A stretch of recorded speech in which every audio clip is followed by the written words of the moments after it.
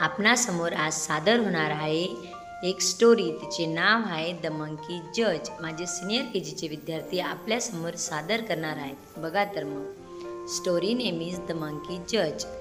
2 cats असतात, एक Blackie आणि एक व्हाईटी. त्या दोघांना रस्त्यात एक केक सापडतो.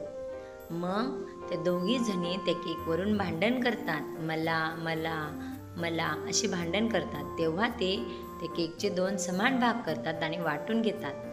पण त्याच्यावर व्हाईटी म्हणते तुला जास्त, ब्लॅकी म्हणते तुला जास्त. तिथं एक मंकी येतो.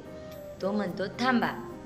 मग तो जातो आणि एक तराजू घेऊन येतो आणि दोघांचे केकचे भाग तो त्या तराजूमध्ये ठेवतो आणि मोजायला घेतो.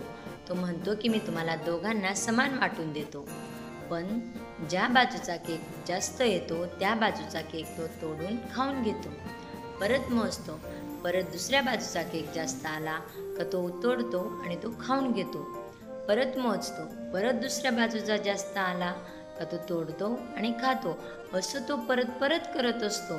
ब्लॅकी व्हाईटी त्याच्याकडे बघतच राहतात.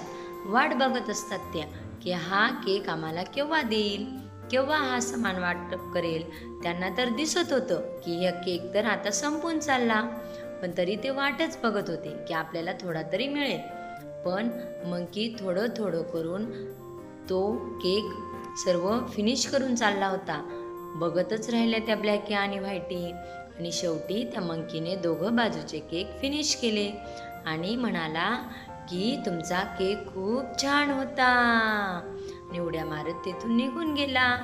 ब्लॅकी व्हाईटी बिचाऱ्या खाली मान घालून दिली त्यांनी आणि नाराज झाल्या. मोरल ऑफ स्टोरी, दोघांचे भांडण तिसऱ्याचा लाभ. बघा, दोघं कॅट्स भांडण केलं त्यांनी आणि म्हणून मंकीचा त्याच्यात फायदा झाला. समजली मग स्टोरी? धन्यवाद.